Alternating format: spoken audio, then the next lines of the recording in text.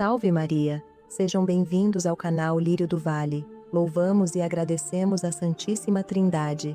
Que alegria estarmos juntos. Hoje, domingo de Pentecostes, dia em que celebramos a vinda do Espírito Santo sobre os apóstolos e Maria, encerrando os 50 dias após a Páscoa. Jesus subiu aos céus e enviou o Espírito Santo, o Paráclito, inaugurando assim o tempo da Igreja. Pentecostes é o momento em que a Igreja começa. O Espírito Santo desce como línguas de fogo, transformando aquele grupo de discípulos, antes medrosos, em colunas vivas da fé. O venerável arcebispo Fulton Sheen diz: Cristo se reveste de um novo corpo, e esse corpo é a Igreja. Muitos dizem: se eu vivesse na época de Jesus, eu creria. Mas mesmo naquela época, Jesus foi rejeitado. Seu corpo físico sofreu, sangrou e morreu.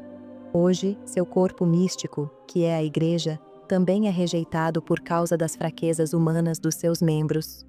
Mas assim como o escândalo da cruz não impediu Jesus de ser Deus, as falhas humanas não impedem a Igreja de ser santa e divina em sua essência. A Igreja não é só uma instituição visível, mas um organismo vivo, cuja alma é o Espírito Santo. Diferente de clubes ou associações que se sustentam pela vontade dos homens, a Igreja existe porque Deus a quis e a sustentou. Por isso, os apóstolos não fundaram a Igreja com um CNPJ e uma ata. Foi o Espírito Santo quem a constituiu. Fulton Sheen compara: os cientistas conhecem os elementos do corpo humano, mas só se torna um corpo vivo quando há alma. Assim também a Igreja. Os apóstolos eram elementos prontos, mas só com o Espírito Santo ela se tornou viva. A alma da Igreja é o Espírito Santo. Quando São Pedro sai e prega após Pentecostes, nasce a Igreja visível, com força, com missão, com coragem.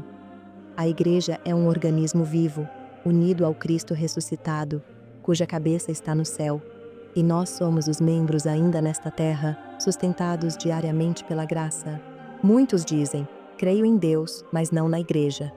Isso é perigoso. O Papa Pio XII já alertava. Primeiro dizem: Jesus sim, Igreja não. Depois, Deus sim, Jesus não. Por fim, dizem: Deus não. Esse é o caminho do anticristo. Não há acesso ao Cristo sem a Igreja, pois foi pela Igreja que recebemos a Bíblia, os sacramentos, os santos, a fé. Nos primeiros séculos, o maior inimigo da Igreja foi o gnosticismo, que dizia ser possível ter acesso a Cristo sem a Igreja e sem os bispos. Hoje, essa heresia continua viva, travestida de espiritualidade sem religião. Mas não há evangelho verdadeiro fora da Igreja.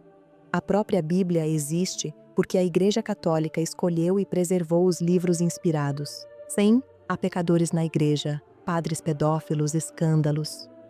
Mas não é diferente do escândalo que foi ver Jesus na cruz. O corpo místico de Cristo tem membros santos e membros fracos, como o corpo físico de Jesus teve fraqueza na paixão. Isso não nega a santidade da Igreja em sua essência. Só temos a fé, os sacramentos, a tradição, os santos e a intercessão, porque temos a Igreja.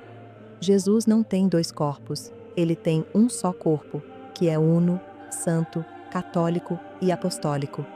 Negar a Igreja é negar o próprio Cristo encarnado no tempo. Hoje somos chamados a renovar essa fé. Eu creio na Igreja una, santa, católica e apostólica. Una, porque Jesus tem um só corpo. Santa, porque o Espírito Santo é sua alma.